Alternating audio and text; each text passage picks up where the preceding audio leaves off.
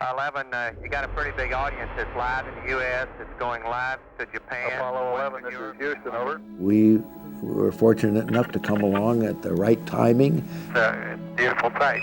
Roger, understand. We're number one on the runway. If other people wanted to be a part of this, and this was a noble national effort, why, I wanted to be a part of it. A few of us were in the right place, again, at the right time, to be given that wonderful opportunity of making the first landing.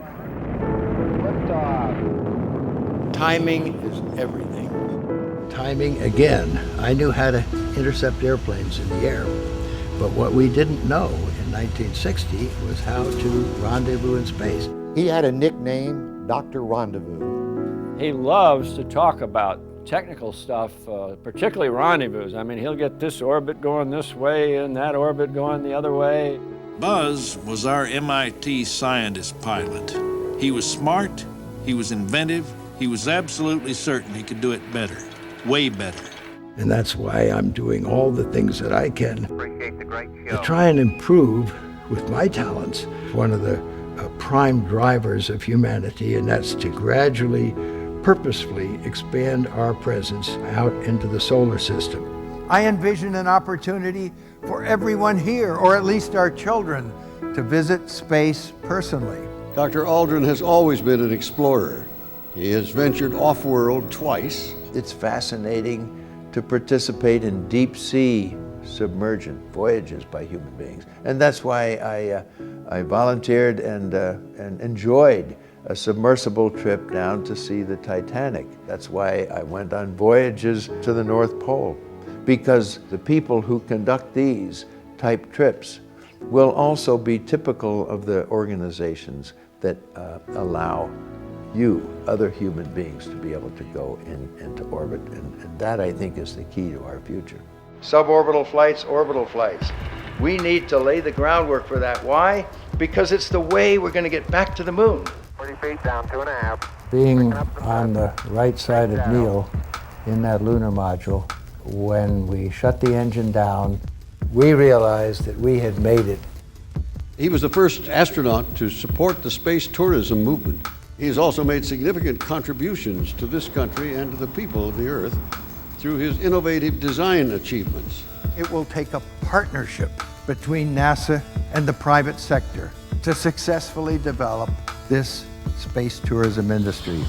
Since being on the moon, I wanted to see exploration continue, but I realized that without enthusiastic support of the general public, it just isn't going to happen. And I applaud all the efforts that are being done in that behalf, and I want to accelerate the movement from suborbital flight to orbital as soon as I can. I've been working on a project, nonprofit, called ShareSpace. It can't be just a space program for the wealthy. We have to open it up to others. That's why I've been working on a lottery that's called ShareSpace. Public space travel, a new industry. One of the biggest industries of the future, which is going to be passenger travel into space.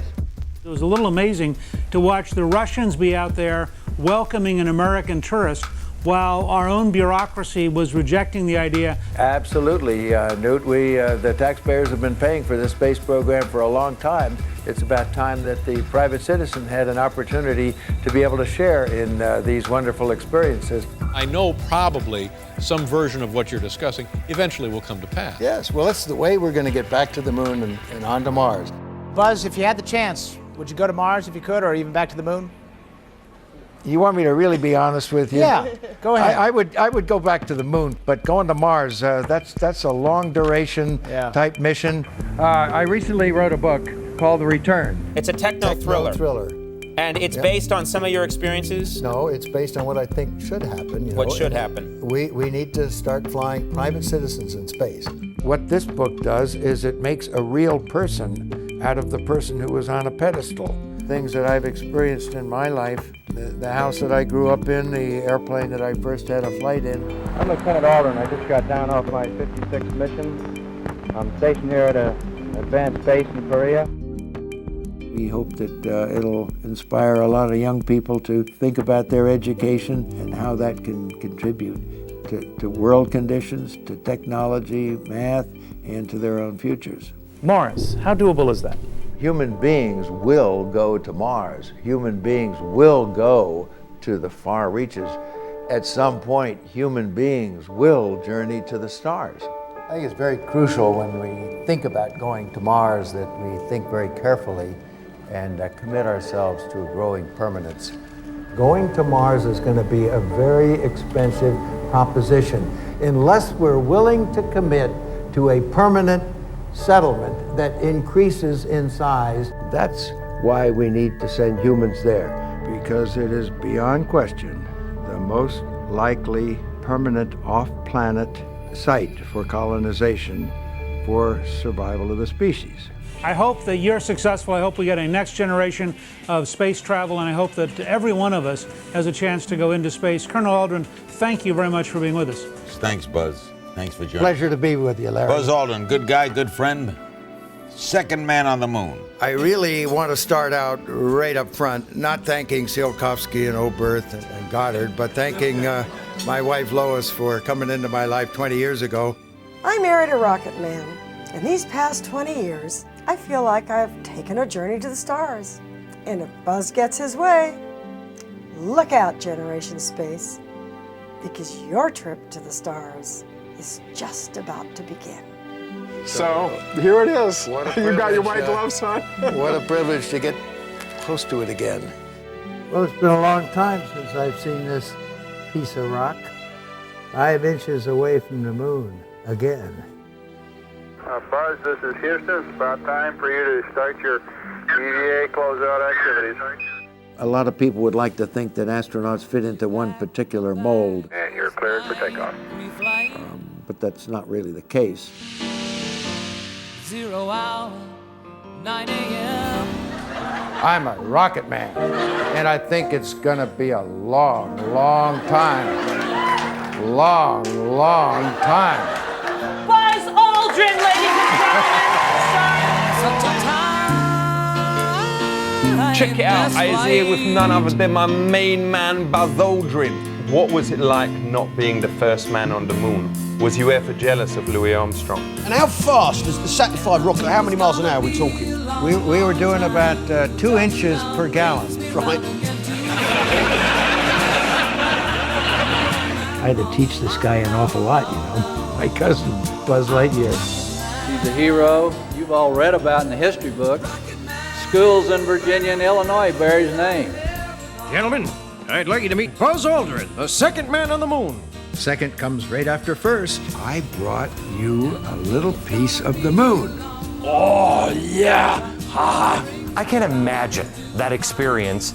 Nobody could relate to it. You were at the top. You were on the moon. Beautiful view. Magnificent desolation.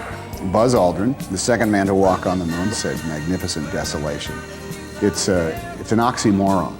I don't know how desolation can be magnificent, but somehow it's the perfect definition of what the moon is.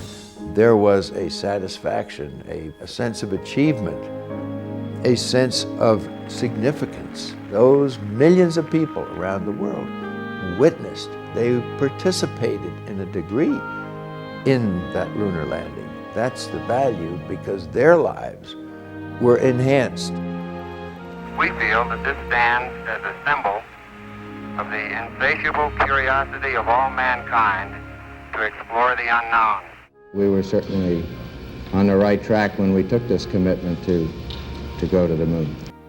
Spaceship Earth, the fragile home of the entire human race, of all life as we know it, has inspired my own greatest passion, making space travel available to everyone.